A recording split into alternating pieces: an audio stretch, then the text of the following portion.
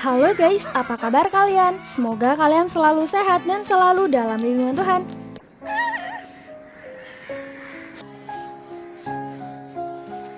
Tare Zameen Par 2007 adalah film bergenre drama musikal berbahasa Hindi yang diperankan oleh Darshel Safari sebagai Isan Aswati dan Amir Khan sebagai Ram Shankarnikum.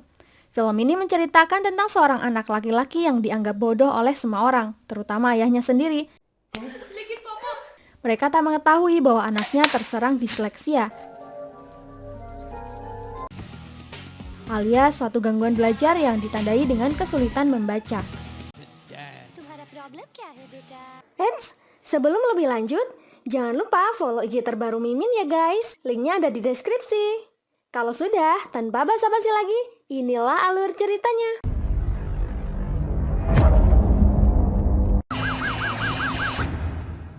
Ini adalah Isan, anak laki-laki berusia 9 tahun yang ceria dan memiliki imajinasi akan dunianya sendiri.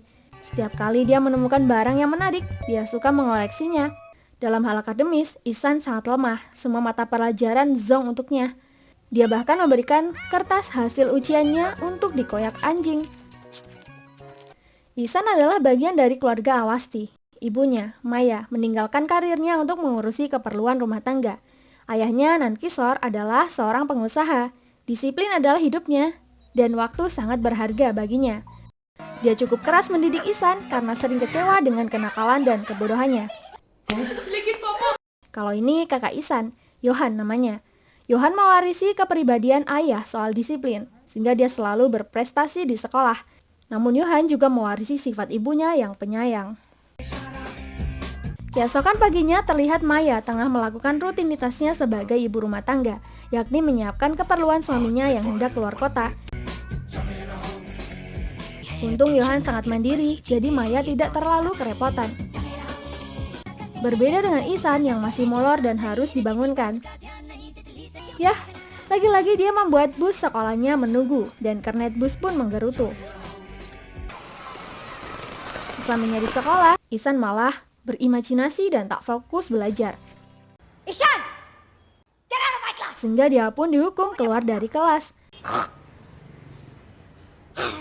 Singkat cerita, pelajaran bahasa Inggris sudah selesai dan selanjutnya adalah pelajaran matematika.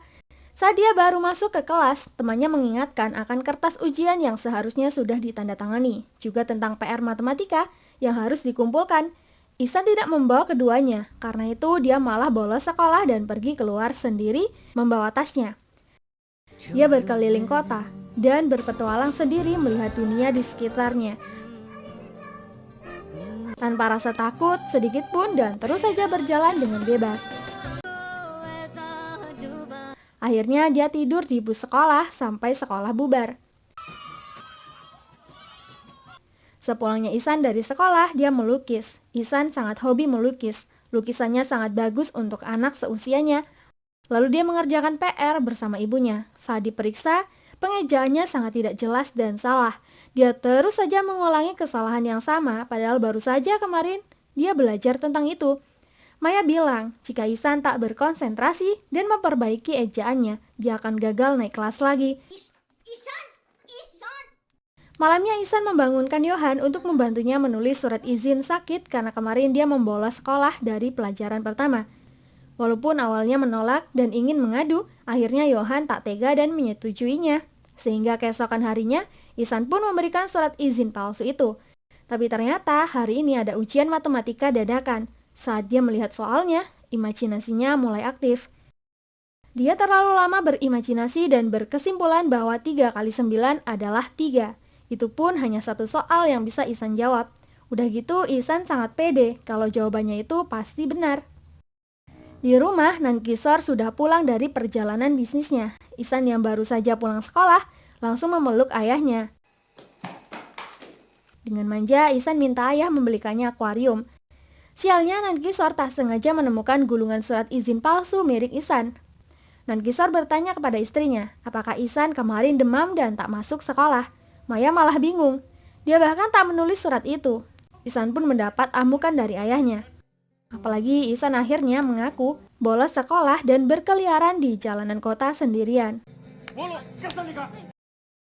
Lalu orang tua Ihsan mendapat panggilan sekolah. Mereka mendapat keluhan dari semua guru, di mana Ihsan masih tetap sama dan tak menunjukkan perkembangan apapun. Juga soal hasil ujian yang dulu harusnya ditandatangani orang tua, Ihsan pun tak mengumpulkannya, di mana nilai Ihsan semuanya adalah 0 di semua mata pelajaran. Ihsan sangat berkebalikan dengan kakaknya yang justru selalu peringkat pertama di sekolah. Kepala sekolahnya sudah angkat tangan dengan Ihsan. Jika tahun ini Ihsan gagal dalam ujian, dia akan dikeluarkan. Kepala sekolah justru menyarankan Ihsan untuk pindah ke sekolah khusus karena perlakuannya seperti anak berkebutuhan khusus. Di rumah setelah menelpon kepala sekolah asrama, Nankishore memberitahukan planningnya untuk Ihsan, di mana Ihsan akan pindah ke sekolah asrama di tengah semester ini, dan Ihsan akan berangkat setelah perayaan Diwali. Ihsan menolak keras, dia minta maaf dan berjanji akan belajar lebih giat, namun ayah tak mau memberinya kesempatan lagi. Namun perayaan Diwali akhirnya datang juga. Singkat cerita, Ihsan dan keluarga sudah berada di sekolah asrama. Setelah berbincang lama dengan kepala sekolah, akhirnya keluarga Ihsan benar-benar pergi meninggalkan dirinya sendiri di sekolah asrama. Maya berat hati meninggalkan anak bungsunya sendiri di sekolah asrama itu.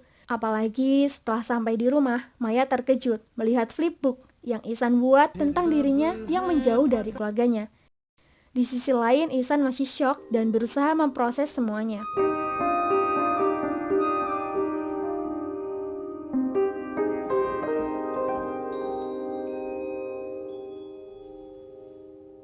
Pada hari pertama sekolah, Ihsan tidak bisa memakai dasi sendiri ataupun mengancing ke meja dengan benar, karena biasanya dipakaikan ibunya. Lanjut pada pelajaran bahasa, Pak Tiwari memerintahkan Ihsan duduk di depan bersama Rajan. Rajan adalah anak yang memiliki disabilitas. Walau begitu, dia anak yang sangat cerdas, baik dan ramah. Ihsan disuruh guru untuk menafsirkan arti dari puisi yang dibacakan Rajan. Ihsan menafsirkannya dengan baik menurut filsafatnya, namun dinilai salah oleh Pak Tiwari. Setelah pelajaran selesai, Rajan berkata kepada Ihsan bahwa penafsirannya sudah benar dan simpel, namun Pak Tiwari hanya menginginkan versi yang ribet. Di perjalanan menuju kelas seni, Ihsan bertanya kepada Rajan mengapa dia dikirim ke sekolah asrama padahal Rajan pintar. Ihsan mengira bahwa sekolah asrama adalah hukuman bagi semua anak, namun Rajan ternyata adalah anak seorang manajer dan tidak tinggal di asrama, jadi dia hanya sekolah di sini saja. Rajan malah heran, kenapa Ihsan berpikir bahwa semua orang yang dikirim ke sekolah asrama hanya untuk dihukum. Saat pelajaran seni dimulai, Ihsan lagi-lagi tidak fokus dan melihat burung dari jendela. Ihsan lalu disuruh ke depan untuk dipukul jarinya sebanyak 5 kali karena tidak memperhatikan pelajaran. Ihsan semakin stres karena tekanan sekolah asrama yang baru. Ihsan menjadi murung dan selalu menundukkan kepalanya. Guru-guru tidak berhenti merendahkannya dan teman-teman tidak berhenti juga menertawainya. Ihsan sudah tidak tahan lagi dengan semuanya. Dia mengunci dirinya sendiri dan menangis. Keluarganya akhirnya datang dan membawanya pergi dari asrama untuk 1 hari di penginapan. Johan memberikan Ihsan 1 set cat air sebagai hadiah, dan Ihsan masih tidak meresponnya.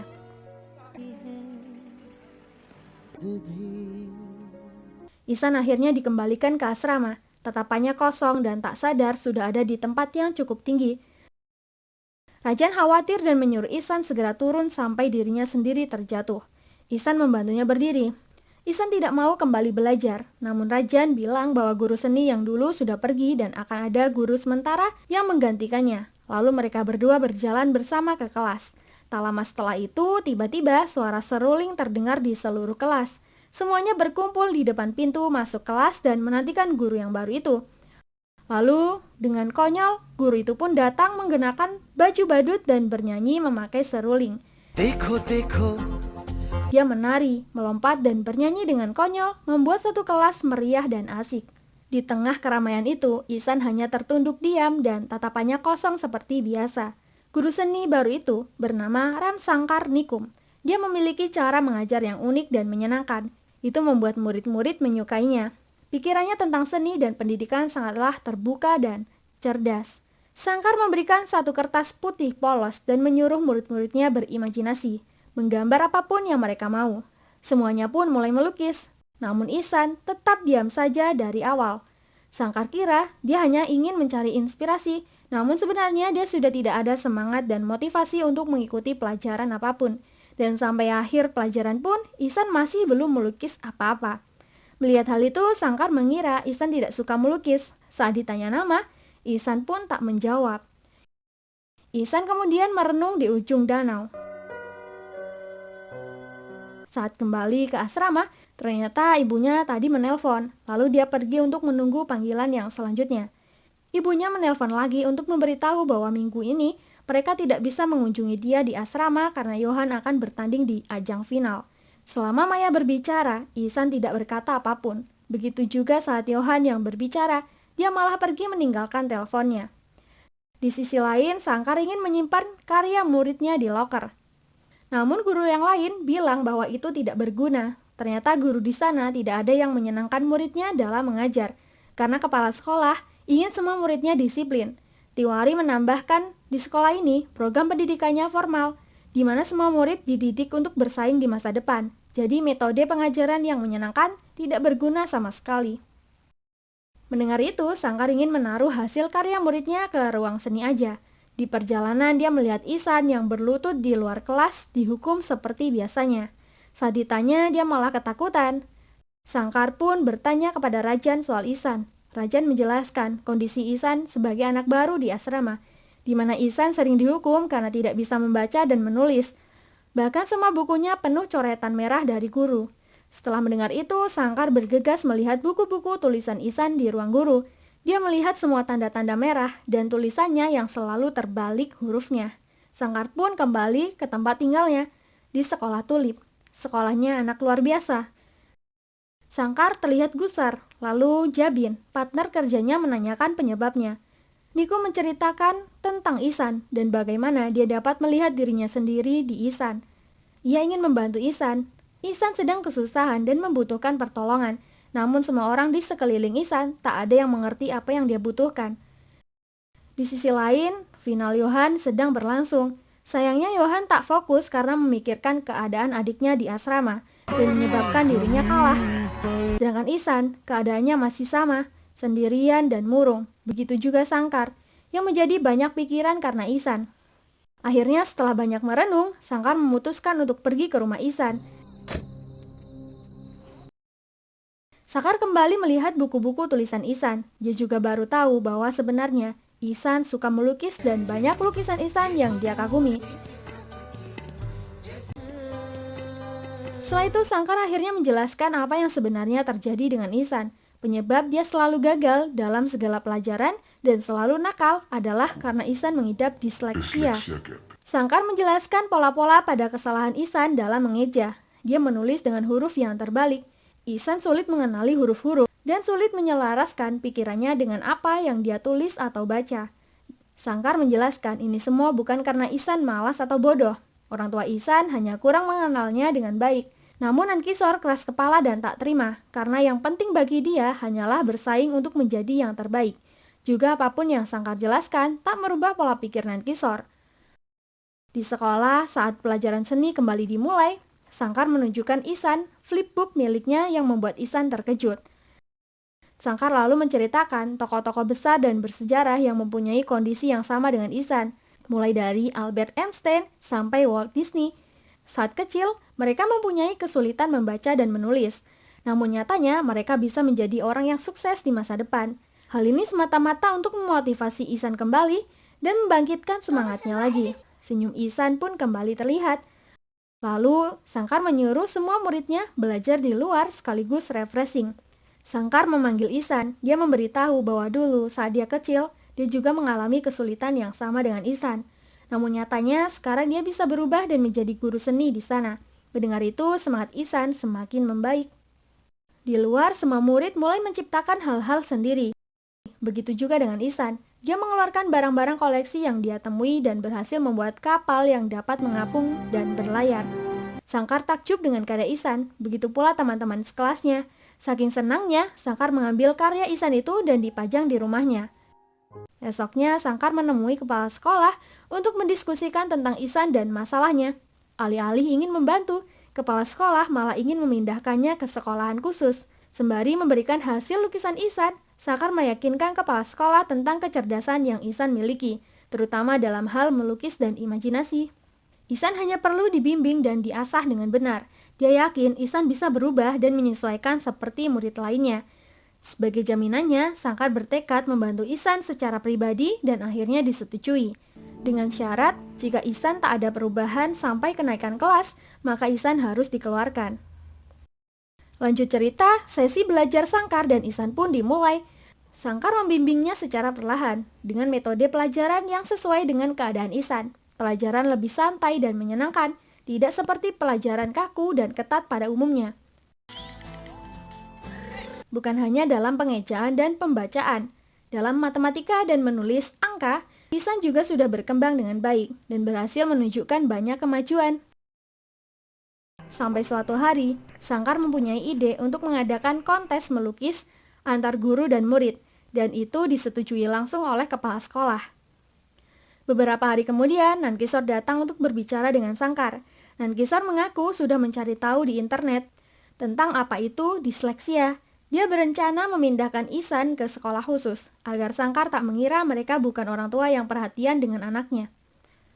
Sangkar berkata, "Jika ada yang membuatmu takut, datanglah padaku, nak. Aku akan selalu memberimu pelukan, ciuman, dan kalimat aku mencintaimu, nak. Apapun kamu, bagaimanapun kamu, aku akan selalu ada untukmu." Apakah itu yang Anda maksud sebagai perhatian untuk Ihsan, Pak? Hal itu membuat Nankishore tertunduk, merenung, dan tidak bisa berkata apa-apa. Akhirnya Nankishore sadar bahwa selama ini dia sudah mendidik Ihsan dengan cara yang salah dan tidak baik. Dia bahkan tidak menyangka Ihsan sudah bisa membaca. Namun dia tak bisa menemui Ihsan karena tak mau terlihat menangis di depan anaknya.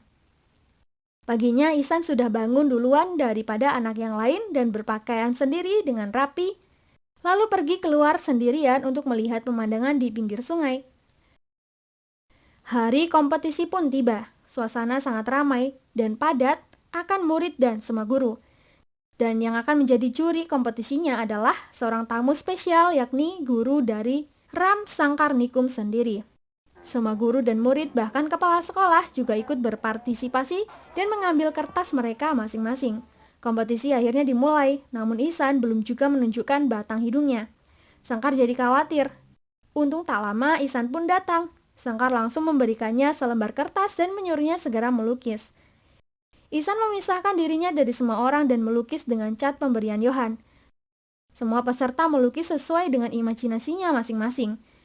Ihsan dan Nikum terlihat sangat fokus dan serius membuat lukisan mereka masing-masing. Konyolnya, para guru killer ternyata juga tidak bisa melukis dan diam-diam ditertawakan oleh murid-muridnya sendiri. Ihsan telah menyelesaikan lukisannya dan memberikan itu kepada Sangkar. Betapa indah lukisan yang dia buat. Dia melukis dirinya sendiri di tepi sungai, di mana dia sering menghabiskan waktu sendirian dan merenung di sana. Lukisannya sangat mencuci mata. Sangkar sangat kagum melihat bakat sejati Ihsan. Tapi Ihsan merasa terharu. Ternyata Sangkar melukis wajahnya dengan detail. Tanda dirinya adalah orang yang spesial bagi gurunya itu. Lalu tibalah di penghujung acara, yakni pengumuman pemenang kompetisi.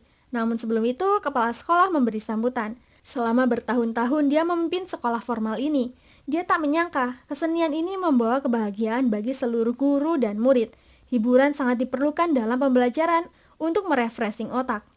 Atas keberhasilan acara ini, kepala sekolah pun resmi mengumumkan bahwa Sangkar akan menjadi guru permanen di sekolahnya. Juga lukisan pemenang akan dipajang di buku tahunan sekolah. Juri mengaku sangat sulit untuk memutuskan satu pemenang. Lukisan guru dan murid ini sangatlah imbang, namun juri memutuskan murid akan mengalahkan gurunya, di mana Ihsan Aswati adalah pemenang dari kompetisi tersebut. Ishan Nandakishore. Semua murid dan guru bertepuk tangan dan bersorak ria, apalagi Sangkar. Kalah menang tidak penting baginya, dia sangat bangga dengan Ihsan. Saat disuruh maju, Ihsan tidak kunjung maju ke panggung dan bersembunyi di tengah keramaian. Sangkar menjemputnya dengan bangga. Ihsan akhirnya menerima sertifikat kemenangan di atas panggung. Dia lalu berlari ke Sangkar dan menangis memeluknya. Singkat cerita, libur musim panas pun dimulai. Orang tua Ihsan datang untuk menjemputnya, sekaligus mengambil raport kenaikan kelas. Pak Tiwari dan Pak Sen melaporkan adanya perkembangan pada nilai Ihsan di berbagai pelajaran. Mereka juga membicarakan tentang bakat serta keunikan Ihsan, dan itu semua berkat bantuan Sangkar yang sudah membimbingnya untuk menulis dan membaca. Maya dan Nankisor tentunya sangat senang mendengar hal itu. Ihsan sekarang sudah jauh berbeda. Keceriaannya kembali dan membuat bahagia semua orang. Nankisor sangat terharu dan berterima kasih kepada Sangkar, bahkan sampai menangis dan memeluknya. Ihsan kemudian pamit dan berpelukan dengannya. Namun sebelum Ihsan masuk ke mobil, sekali lagi dia berbalik dan berlari ke guru kesayangannya itu yang sudah ia anggap sebagai pahlawan baginya, yang telah menolong Ihsan dari kegelapan dan keputusasaan. Gelar pahlawan itu juga berlaku untuk setiap guru di dunia, para pahlawan tanpa tanda jasa yang membimbing kita untuk menjadi sukses di masa depan. Begitulah film berakhir dengan sangat mengharukan. Terima kasih buat kalian yang sudah support channel ini. Jangan lupa tinggalkan like dan saran kalian di kolom komentar. Sampai jumpa di alur cerita berikutnya. Terima kasih.